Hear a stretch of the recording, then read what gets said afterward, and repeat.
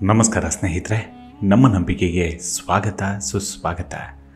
ಸ್ನೇಹಿತರೆ, ಹನುಮಂತ ಹಿಂದೂ ಧರ್ಮ ಗ್ರಂಥಗಳಲ್ಲೊಂದಾದ ರಾಮಾಯಣದಲ್ಲಿನ ಪ್ರಮುಖ ಪಾತ್ರಗಳಲ್ಲೊಬ್ಬ ಹಾಗೂ ಹಿಂದೂ ದೇವತೆಗಳಲ್ಲಿ ಒಬ್ಬ. ವಾಯುಪುತ್ರ ಕಪಿವೀರ ಎಂದು ಕರೆಯಲ್ಪಡುವ ಹನುಮಂತ ಕೇಸರಿ ಎಂಬ ವಾನರ ಮತ್ತು ಅಂಜನಾದೇವಿಯ ಮಗ ಮತ್ತು ರಾಮನ ಪರಮ ಭಕ್ತ. ಶಕ್ತಿಯ ದೇವತೆ ಎಂದು ಹನುಮಂತನನ್ನು ಪೂಜಿಸಲಾಗುತ್ತೆ.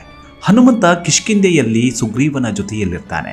ಸೀತೆಯನ್ನು ಹುಡುಕಿಕೊಂಡು ರಾಮ ಕಿಷ್ಕಿಂಧೆಗೆ ಬಂದಾಗ ಹನುಮಂತನಿಗೆ ರಾಮನೊಡನೆ ಭೇಟಿಯಾಗತ್ತೆ. ತನ್ನ ಸ್ವಾಮಿಯಾದ ರಾಮನಿಗೆ ಸಹಾಯ ಮಾಡಲು ಮುಂದಾಗ್ತಾನೆ. 100 ಯೋಜನ ವಿಸ್ತಾರದ ಮಹಾಸಮುದ್ರವನ್ನು ಹರಿ ಸೀತೆಯು ಲಂಕೆಯಲ್ಲಿರುವ ವಿಷಯವನ್ನ ರಾಮನಿಗೆ ತಿಳಿಸ್ತಾನೆ. ಮುಂದೆ ರಾವಣನ ಜೊತೆ ಯುದ್ಧ ಮಾಡಿ ಸೀತೆಯನ್ನ ಲಂಕೆಯಿಂದ ಕರೆದುಕೊಂಡು ಬರಲು ರಾಮನಿಗೆ ಹನುಮಂತ ಹಲವು ವಿಧದಲ್ಲಿ ನೆರವಾಗ್ತಾನೆ. ಇದು ಪೌರಾಣಿಕ ಕಥೆಗಳಲ್ಲಿ ಎಲ್ಲರಿಗೂ ಗೊತ್ತಿರುವಂಥದ್ದು. ಹೀಗೆ ರಾಮನ ಗುಡಿ ಇಲ್ಲದ ಊರಿರಬಹುದು, ಆದರೆ ಆಂಜನೇಯನ ಗುಡಿ ಇಲ್ಲದ ಊರೇ ಇಲ್ಲ ಎಂಬ ಪ್ರತೀತಿ ಇದೆ. ಜಾತಿ ಮತ ಪಂಥಗಳನ್ನು ಮೀರಿ ಜನ ಆಂಜನೇಯನನ್ನು ಆರಾಧಿಸ್ತಾರೆ. ಎಷ್ಟರ ಮಟ್ಟಿಗೆ ಹನುಮಂತನ ಪ್ರಭಾವವಿದೆ ಎಂದರೆ, ರಾಮಾಯಣ ಎನ್ನುವ ಮಹಾಕಾವ್ಯಕ್ಕೆ ಮತ್ತೊಂದು ಹೆಸರಿಡಬಹುದಾದರೆ ಸೀತಾಯಶ್ಚರಿತಂ ಎಂದು ಕರೆಯಬಹುದಂತೆ ಮತ್ತೊಂದು ಹೆಸರಿನಿಂದ ಕರೆಯಬಹುದಾದರೆ ಅದು ಹನುಮಾಯಣ. ಅಂದರೆ ರಾಮಾಯಣದಲ್ಲಿ ಆಂಜನೇಯನ ಪಾತ್ರ ಅಷ್ಟು ಪ್ರಾಮುಖ್ಯತೆಯನ್ನು ಪಡೆದುಕೊಂಡಿದೆ. ಆಂಜನೇಯನ ಮಹಿಮೆಯೇ ಮುಖ್ಯವಾಗಿರುವ ಕಾಂಡಕ್ಕೆ ರಾಮಾಯಣದಲ್ಲಿ ಸುಂದರ ಕಾಂಡವೆಂದು ಕರೆದಿದ್ದಾರೆ. ಇಂತಹ ಹನುಮನ ಶಕ್ತಿ ನಿಜಕ್ಕೂ ಅಪರಿಮಿತವಾದದ್ದು. ಪ್ರತಿ ಗ್ರಾಮ, ಹಳ್ಳಿ ಅಥವಾ ಅದ್ಯಾವುದೇ ಗುಡ್ಡಗಾಡು ಪ್ರದೇಶವಿದ್ದರೂ ಕೂಡ ಆಂಜನೇಯನ ಗುಡಿ ಅಂತ ಇದ್ದೇ ಇರುತ್ತೆ. ಅಷ್ಟರ ಮಟ್ಟಿಗೆ ಜನಮಾನಸದಲ್ಲಿ ಶಕ್ತಿಯ ಪ್ರತೀಕವಾಗಿ, ಧೈರ್ಯ, ಸ್ಥೈರ್ಯ, ಅಭಯದ ದ್ಯೋತಕವಾಗಿ ಆಂಜನೇಯ ಸ್ವಾಮಿ ಬೆರೆತು ಬಿಟ್ಟಿದ್ದಾನೆ. ಇಂತಹ ಆಂಜನೇಯ ಸ್ವಾಮಿ ನೂರಾರು ಅವತಾರಗಳಲ್ಲಿ ಇವತ್ತಿನ ಸಂಚಿಕೆಯ ಮೂಲ ಬಿಂದುವೆ ಶ್ರೀ ತುಪ್ಪದ ಆಂಜನೇಯ. ಅಷ್ಟಕ್ಕೂ ತುಪ್ಪದ ಆಂಜನೇಯನ ಉಗಮ ಯಾವಾಗಾಯಿತು? ಅದಕ್ಕೆ ಕಾರಣವೇನು? ತುಪ್ಪದ ಆಂಜನೇಯನ ಕುರಿತಾದ ಪೌರಾಣಿಕ ಕಥೆ ಏನು ಹೇಳುತ್ತೆ? ಈ ದೇವಸ್ಥಾನ ಇರೋದೆಲ್ಲಿ? ಅದರ ಮಹಿಮೆ ಎಂಥದ್ದು ಅನ್ನೋದನ್ನ ಇವತ್ತಿನ ಎಪಿಸೋಡ್ನಲ್ಲಿ ತಿಳಿದುಕೊಳ್ತಾ ಹೋಗೋಣ. ಅದಕ್ಕೂ ಮುನ್ನ ನಮ್ಮ ನಂಬಿಕೆಗೆ ನಿಮ್ಮ ಬೆಂಬಲವಿರಲಿ. ಸ್ನೇಹಿತರೆ, ಶ್ರೀ ತುಪ್ಪದ ಆಂಜನೇಯ ಸ್ವಾಮಿ ಮಂದಿರವು ಸಾವಿರಾರು ವರ್ಷಗಳ ಐತಿಹ್ಯವನ್ನು ಹೊಂದಿದೆ. ಅಷ್ಟೇ ಅಲ್ಲದೆ ಪೌರಾಣಿಕ ಕಥೆಯನ್ನು ಹೊತ್ತು ನಿಂತಿದೆ. ಈ ದೇವಾಲಯವಿರೋದು ಬೆಂಗಳೂರಿನ ಬಳ್ಳಾಪುರ ಪೇಟೆಯ ಶ್ರೀರಂಗಸ್ವಾಮಿ ಗುಡಿ ಬೀದಿಯಲ್ಲಿ. ನಗರದ ಜನನಿಬಿಡ ಪ್ರದೇಶದಲ್ಲಿರೋದರಿಂದ ಮಂದಿರದ ಸುತ್ತಮುತ್ತ ಜನಜಂಗುಳಿ ಹೆಚ್ಚು. ಈ ಮಂದಿರವನ್ನ ಶ್ರೀ ಹನುಮಾನ್ ಮತ್ತು ಶ್ರೀರಾಮ, ಸೀತೆ ಮತ್ತು ಲಕ್ಷ್ಮಣನ ಪೂಜೆಗೆ ಅರ್ಪಿಸಲಾಗಿದೆ. ತುಪ್ಪದ ದೀಪಗಳನ್ನು ಬೆಳಗಿಸುವ ಕಾರಣ ಈ ದೇವಸ್ಥಾನಕ್ಕೆ ತುಪ್ಪದ ಆಂಜನೇಯ ಸ್ವಾಮಿ ಅಂತ ಹೆಸರು ಬಂದಿದೆ. ಶತಶತಮಾನಗಳಿಂದಲೂ ಇಲ್ಲಿ ತುಪ್ಪದ ದೀಪಗಳು ದಿನಕ್ಕೆ 24 ಗಂಟೆ ಮತ್ತು ವಾರವಿಡೀ ಸತತವಾಗಿ ಬೆಳಗುತ್ತಿರ್ತವೆ. ಮಂದಿರಕ್ಕೆ ಭೇಟಿ ನೀಡುತ್ತಲೇ ಇರುವ ಭಕ್ತ ಜನಸಾಗರವು ದೇವರಿಗೆ ತುಪ್ಪವನ್ನು ಅರ್ಪಿಸುತ್ತಿರುವುದೇ ಶ್ರೀ ತುಪ್ಪದ ಆಂಜನೇಯ ಸ್ವಾಮಿಯ ಮಹಾಪವಾಡ. ಕೆಲವು ಭಕ್ತರು ಅರ್ಧ ಅಥವಾ 1 ಲೀಟರ್ ಪೊಟ್ಟಣದ ತುಪ್ಪವನ್ನು ಹರಕೆಯ ರೂಪದಲ್ಲಿ ಅರ್ಪಿಸ್ತಾರೆ. ಕೆಲವು ಬಾರಿ ದೀಪದಲ್ಲಿ ಸ್ಥಳವಿದ್ದರೆ ಅದಕ್ಕೆ ನೇರವಾಗಿ ತುಪ್ಪವನ್ನು ಅರ್ಪಿಸ್ತಾರೆ. ಇನ್ನು ಕೆಲವರು ಮಂದಿರದ ಮುಂದೆ ಕುಳಿತಿರುವ ವ್ಯಾಪಾರಿಯಿಂದ 2 ರೂಪಾಯೋ 3 ರೂಪಾಯೋ 10 ರೂಪಾಯಿಗಳಿಗೆ ತುಪ್ಪವನ್ನು ಖರೀದಿಸಿ ದೇವರಿಗೆ ಅರ್ಪಿಸ್ತಾರೆ. ಭಕ್ತರು ಹೀಗೆ ಖರೀದಿಸಿದ ತುಪ್ಪವನ್ನ ಆಂಜನೇಯ ಮೂರ್ತಿಯ ಎರಡೂ ಪಕ್ಕದಲ್ಲಿಟ್ಟಿರುವ ದೀಪಗಳಿಗೆ ಹಾಕಿ ತಮ್ಮ ಕೋರಿಕೆಯನ್ನ ಬೇಡಿಕೊಳ್ತಾರೆ, ತಮ್ಮ ಪ್ರಾರ್ಥನೆಯನ್ನ ಸಲ್ಲಿಸ್ತಾರೆ. ಅನೇಕ ಭಕ್ತರು ದೇವರ ಮುಂದೆ ತಮ್ಮ ಕೋರಿಕೆಗಳನ್ನಿಟ್ಟು ತುಪ್ಪದ ದೀಪ ಹಚ್ಚುವ ಹರಕೆ ಮಾಡ್ತಾರೆ. ಪ್ರತಿ ಮಂಗಳವಾರ ಮತ್ತು ಶನಿವಾರ ಹನುಮಂತನ ವಿಗ್ರಹಕ್ಕೆ ಬೆಣ್ಣೆ ಅಲಂಕಾರವಿರುತ್ತೆ.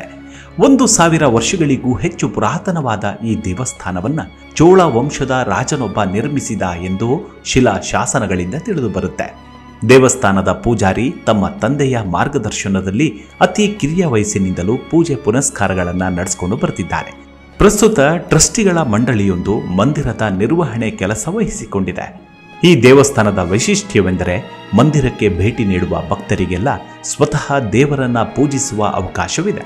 ಆದರೆ ಅದು ಬೆಳಗಿನ ಅಭಿಷೇಕವಾದ ಮೇಲೆ, ಅಂದರೆ ಬೆಳಗ್ಗೆ 9 ಗಂಟೆ ಆನಂತರ ಮತ್ತು ಹಬ್ಬ ಉತ್ಸವಗಳ ಸಂದರ್ಭದಲ್ಲಿ ಈ ಸೇವೆ ಲಭ್ಯವಿಲ್ಲ. ಇತರ ಮಂದಿರಗಳಂತೆ ಇಲ್ಲಿ ಗರ್ಭಗುಡಿಗೆ ಬಾಗಿಲೇ ಇಲ್ಲ. ಪೂಜಾರಿಗಳ ಪ್ರಕಾರ ವಿಗ್ರಹಗಳ ಪ್ರತಿಷ್ಠಾಪನೆಯಾದಾಗ ಮತ್ತು ಭಕ್ತರು ಮಂದಿರ ನಿರ್ಮಿಸುವಾಗ ಗರ್ಭಗುಡಿಗೆ ಬಾಗಿಲು ತಯಾರಿಸಲು ಮುಂದಾಗ್ತಾರೆ. ಆಗ ಆಂಜನೇಯ ಸ್ವಾಮಿಯು ಭಕ್ತನೊಬ್ಬನ ಕನಸಿನಲ್ಲಿ ಬಂದು ಗರ್ಭಗುಡಿಗೆ ಬಾಗಿಲು ನಿರ್ಮಿಸಬಾರದೆಂದು ಹೇಳಿದನಂತೆ. ಇದರಿಂದ ಭಕ್ತರೆಲ್ಲರೂ ತನ್ನನ್ನು ಸ್ಪರ್ಶಿಸಿ ಎಲ್ಲ ಸಮಯದಲ್ಲಿಯೂ ಪೂಜಿಸಬಹುದೆಂದು ಆಂಜನೇಯ ಅಭಯವನ್ನ ನೀಡಿದ್ದ. ಮತ್ತೊಂದು ವಿಶೇಷವೆಂದರೆ ಕೆಲವು ನಿರ್ದಿಷ್ಟ ತಿಂಗಳಿನಲ್ಲಿ ಸೂರ್ಯೋದಯದ ಕಿರಣವು ಹನುಮಂತನ ಚರಣ ಕಮಲವನ್ನು ಸ್ಪರ್ಶಿಸುತ್ತದಂತೆ. ಇದನ್ನ ಭಕ್ತ ವೃಂದ ವೀಕ್ಷಿಸಿ ಪುನೀತರಾಗ್ತಾರೆ. ಇಲ್ಲಿನ ಮತ್ತೊಂದು ವಿಶೇಷವೆಂದರೆ ಎಲ್ಲ ಭಕ್ತರು ಗರ್ಭಗುಡಿಯನ್ನು ಪ್ರವೇಶಿಸಿ ಆರತಿ ಮಾಡಬಹುದು. ಪ್ರತಿ ವರ್ಷ ಅನೇಕ ಉತ್ಸವಗಳು ನಡೀತಾವೆ. ರಾಮೋತ್ಸವವು ಯುಗಾದಿಯಿಂದ ಆರಂಭವಾಗಿ 45 ದಿನಗಳ ಕಾಲ ನಡೆಯುತ್ತೆ. ಈ ವೇಳೆ ಭಕ್ತರಿಗೆ ರುಚಿಕರವಾದ ಪ್ರಸಾದವನ್ನು ಹಂಚಲಾಗುತ್ತೆ. ಶ್ರಾವಣ ಮಾಸದಲ್ಲಿ ಪ್ರತಿದಿನ ವಿಶೇಷ ಪೂಜೆಗಳು ನಡೀತಾವೆ ಮತ್ತು ಶನಿವಾರಗಳಂದು ದೇವರಿಗೆ ವಿಶೇಷ ಅಲಂಕಾರವಿರುತ್ತೆ. ಕಾರ್ತಿಕ ಮಾಸದಲ್ಲಿ ಆಂಜನೇಯನಿಗೆ ತ್ರಿಲಕ್ಷ ಅರ್ಚನೆ ಮಾಡಲಾಗುತ್ತೆ. ಈ ವೇಳೆ ಅಸಂಖ್ಯಾತ ಭಕ್ತರು ಪಾಲ್ಗೊಂಡು ಆಂಜನೇಯ ಸ್ವಾಮಿಯ ಕೃಪೆಗೆ ಪಾತ್ರರಾಗ್ತಾರೆ. ಮಾರ್ಗಶಿರ ಮಾಸದಲ್ಲಿ ಹನುಮದ್ ಜಯಂತಿ ಮತ್ತು ಬ್ರಹ್ಮೋತ್ಸವವನ್ನು ಆಚರಿಸಲಾಗುತ್ತೆ.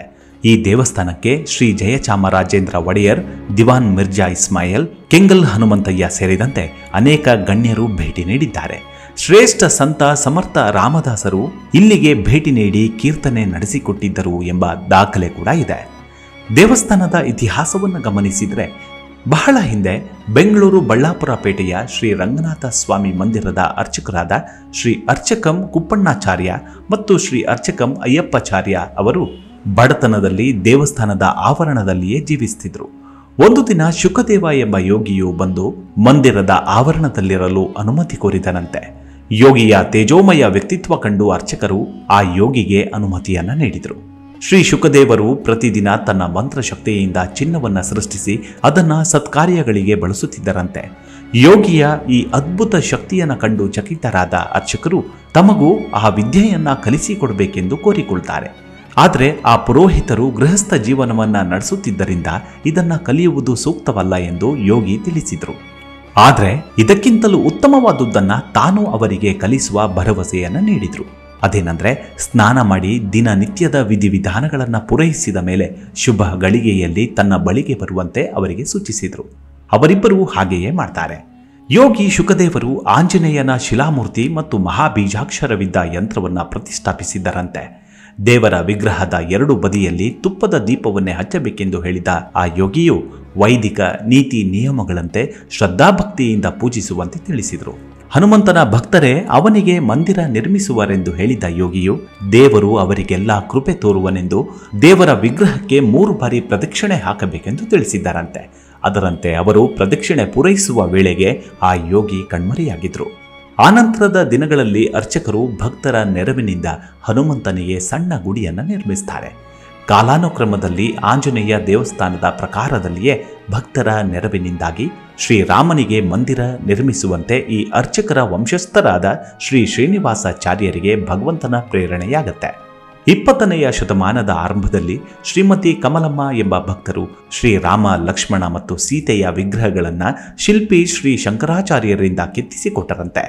ತದನಂತರವೇ ಆ ವಿಗ್ರಹಗಳು ಪ್ರತಿಷ್ಠಾಪನೆಯಾದವು. ಅಂದಿನಿಂದ ಇಂದಿನವರೆಗೂ ತುಪ್ಪದ ಆಂಜನೇಯ ಸ್ವಾಮಿಯನ್ನ ನಂಬಿ ಬರುವ ಭಕ್ತಾದಿಗಳು ತಮ್ಮ ಕೋರಿಕೆಗಳನ್ನು ಈಡೇರಿಸಿಕೊಂಡು ತುಪ್ಪವನ್ನೇ ಹರಕೆಯ ರೂಪದಲ್ಲಿ ತೀರಿಸುತ್ತಿದ್ದಾರೆ. ಹೀಗೆ ನಂಬಿ ಬರುವ ಭಕ್ತರ ಕರುಣಾಳುವಾಗಿದ್ದಾನೆ ತುಪ್ಪದ ಹನುಮ. ಆ ಭಗವಂತ ವಾಯುಪುತ್ರ ಹನುಮಂತನ ಆಶೀರ್ವಾದ ನಮ್ಮೆಲ್ಲರ ಮೇಲಿರಲಿ. ಮುಂದಿನ ಎಪಿಸೋಡ್ನಲ್ಲಿ ಮತ್ತೆ ಸಿಗೋಣ. ಅಲ್ಲಿವರೆಗೂ ನಿಮ್ಮ ಆರೋಗ್ಯದ ಕಡೆ ಗಮನವಿರಲಿ. Take care. ನಮಸ್ಕಾರ.